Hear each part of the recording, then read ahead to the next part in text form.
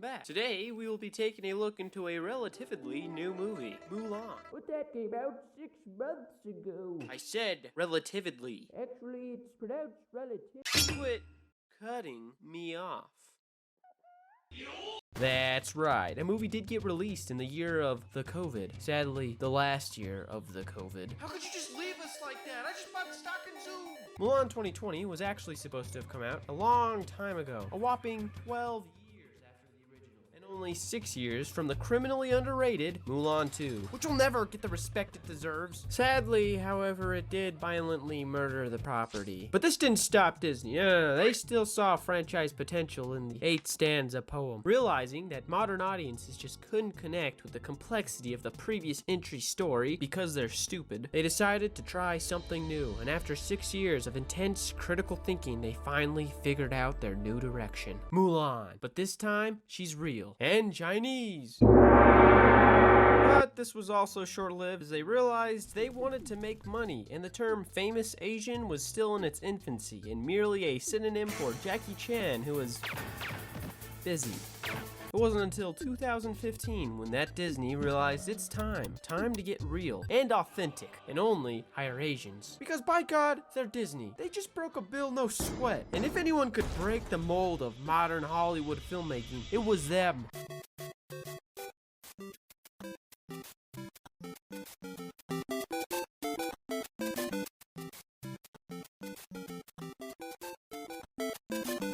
Mulan is the story of Mulan, but now there's no cricket, no singing, and quite frankly, no fun.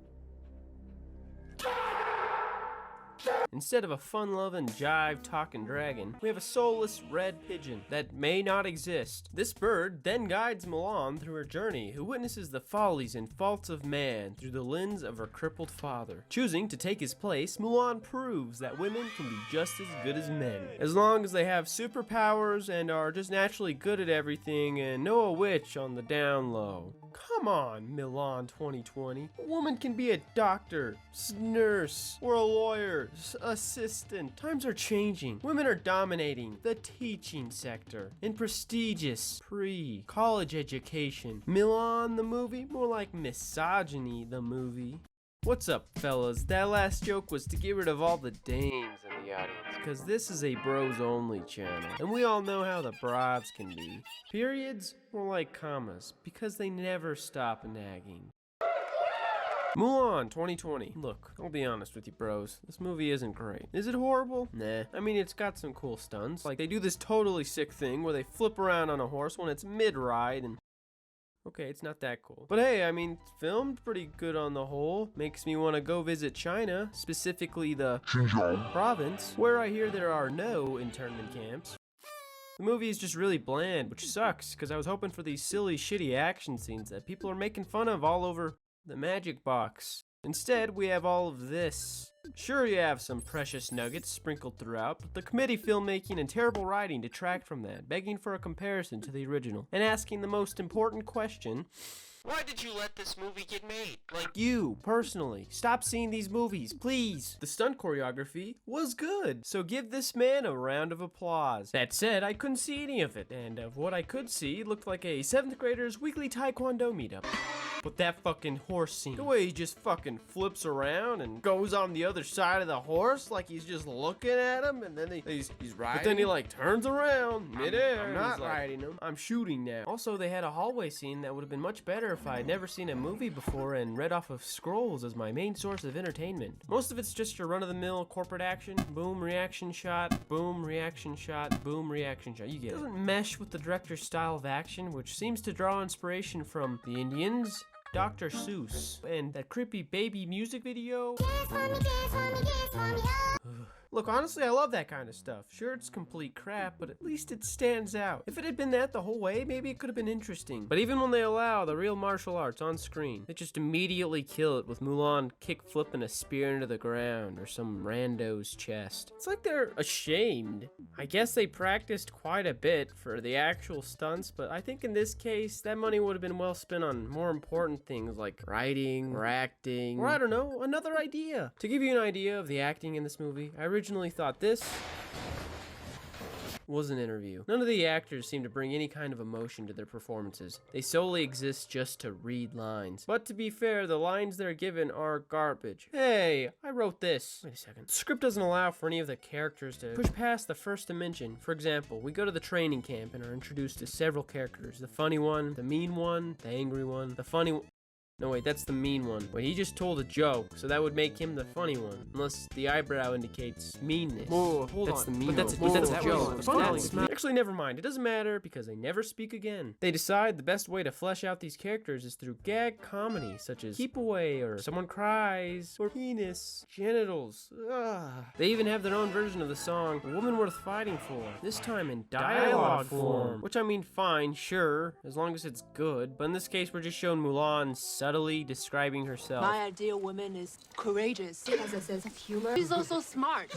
And since movie Mulan hasn't really shown any of these traits, she comes off as a narcissistic, let's just say narcissist, and further separates herself from the audience. Sure, these are lovely traits for women to have, as long as they've also got a nice rack, know what I'm saying? And even if this isn't Mulan talking about herself, who would she be referring to? No woman in this movie is any of these things. Also, calling yourself courageous is like enlisting and waiting for people to come up and say, thank you. Yeah, you're welcome. Let's talk love interests real quick. Mulan is now non-existent. Why, you ask? Stop doing that. I didn't ask. The producers figured Lai Shang was a little too me for Mulan, so they took him out. However, they didn't count on the fact that apparently he'd become somewhat of a bisexual icon. So we are now left instead with this dude who smiles sometimes, but he's also kind of mean. But sometimes he's got your back. She has like no chemistry with any of the characters. When it does its I'm with Mulan scene, it doesn't even bother showing any of them because it knows it won't matter. I believe Hua Mulan. I believe Hua Mulan. I believe Hua Mulan. I believe Hua Mulan. I believe Hua Mulan. I believe Hua Mulan.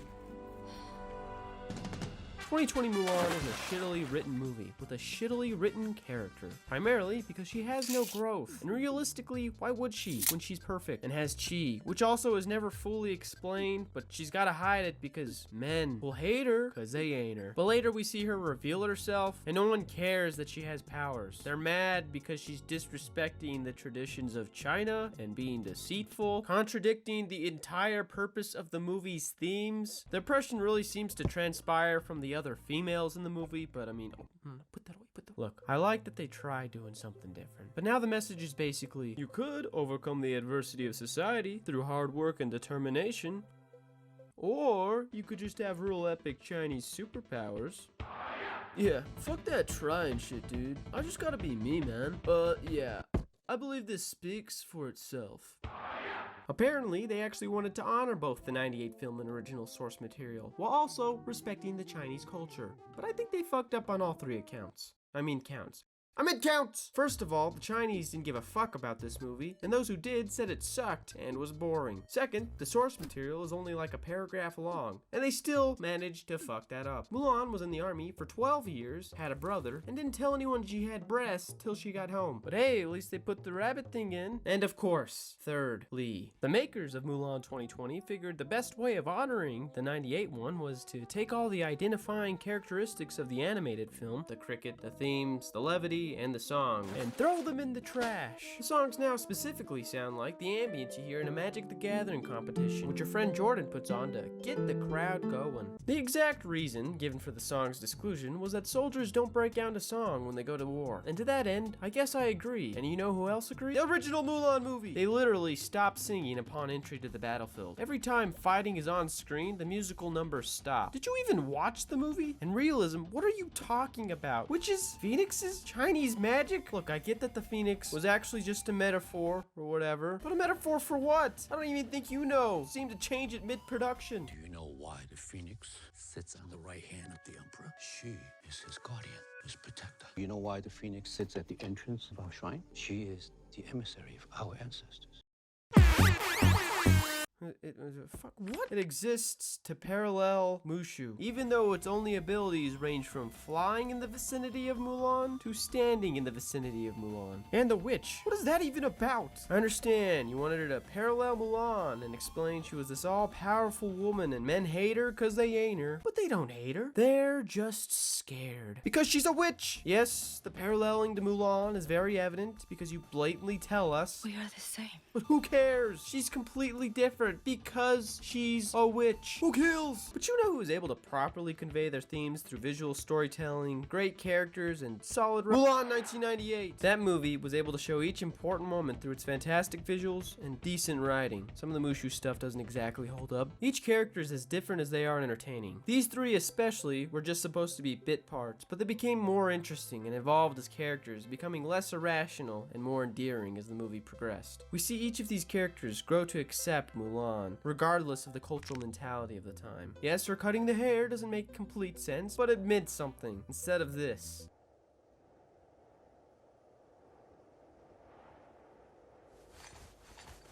When the dad finally sees his daughter return and present him with that Medal of Honor or whatever, he hugs her. I felt that shit. And then the cricket, who's literally having an existential crisis because it's grappling with the possibility that it may be a fraud. How can a bug be so deep, man? Being not good enough until you yourself realize that you can be. Putting in the effort, putting in the time, till you can reach the top of that telephone pole. Sorry to get gay, but I don't think Mulan 1998 was written just for bitches. I think it was written for everyone. Mulan 2020 was written for people who think Miss Monopoly was empowering. A hairbrush. Thanks to everyone who made it to the end. I appreciate it. I made this video faster, so that's good news. That means I can make things faster. Also, I want to give a shout out to my 7th follower. Thanks for joining the crew. Thank you. You all have a good rest of your day. Let's see here. Take care.